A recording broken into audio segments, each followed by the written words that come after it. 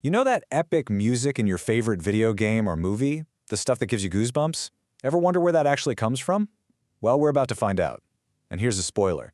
The original playbook for every single heart-pounding soundtrack was written way before computers were even a thing. Now seriously, think about it for a second. That moment in a game when the music suddenly gets all quiet and tense. You just know something is about to jump out at you, right?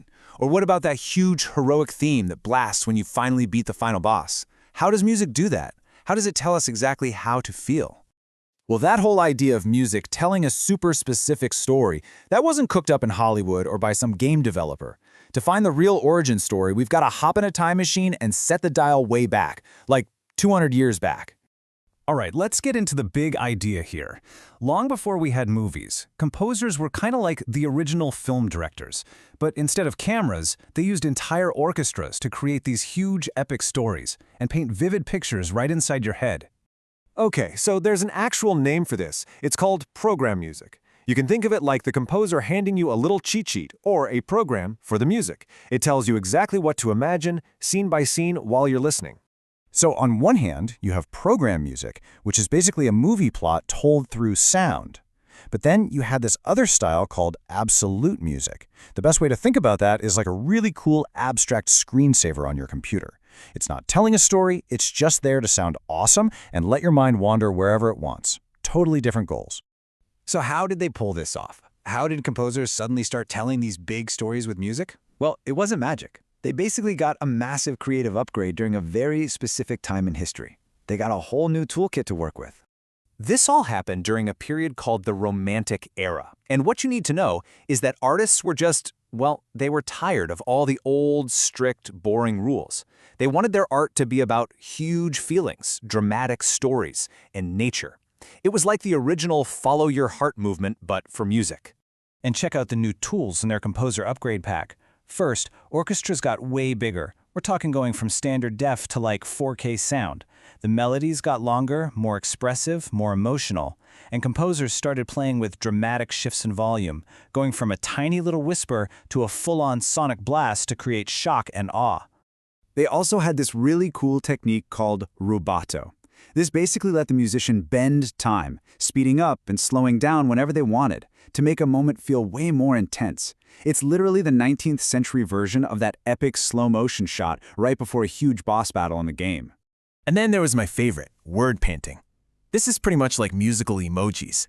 If the story mentioned a bird flying, you'd actually hear flutes fluttering and tweeting. If a character was climbing a huge mountain, the notes themselves would literally climb higher and higher. It's such a clever and fun way to tell a story with just sound. Okay, theory is cool, but let's look at the ultimate blockbuster example of program music. This one piece of music is basically the Avengers Endgame of its time. It's a massive, sprawling, and totally wild story told only with instruments. The composer behind this epic was a French dude named Hector Berlioz, and his masterpiece was called Symphonie Fantastique. And fantastic is definitely the right word, because the story he tells with this music is, well, it's out there. And get this, Berlioz handed out a program at the concert with a literal play-by-play of the plot. The story's about this young artist who gets completely obsessed with someone. He sees her at a party, and then it gets really dark. He has this nightmare that he murdered her and is being marched to his own execution. I mean, it's intense, and it's all there in the music. So you might be wondering, how on earth do you get an audience to follow a story that wild without any words or pictures? Well, Berlioz had a secret weapon, a really clever musical idea that ties the entire thing together. He called it the idée fixe, which is French for fixed idea. It's this one recurring melody that represents the woman he's obsessed with. So every time she pops into his head or appears in the story, you hear her tune. Sound familiar? It should. This is the original character theme song. Think of Darth Vader's Imperial March or the Avengers theme. This is where that idea was born. But here's where it gets genius. The theme doesn't just stay the same. It changes based on what's happening. So when the artist sees his beloved at that fancy party, her melody turns into this beautiful, elegant waltz. But in the nightmare scene, it gets twisted, dark, and super sinister. It's the same tune, just remixed to fit the mood perfectly. Okay, so here's where we bring it all home. This is the part that connects directly back to you.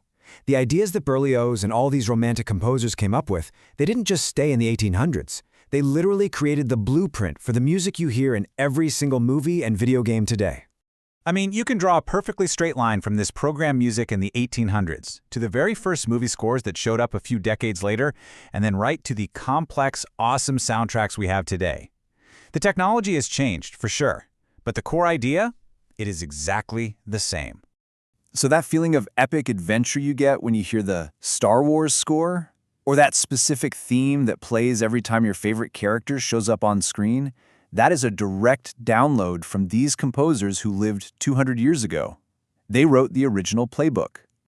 So the next time you press play on a game or a movie, I want you to listen a little closer. Don't just hear the music. Listen for the story it's telling you. What's the secret message it's trying to send? What emotion is it trying to make you feel? Because now you have the secret decoder ring. Go use it.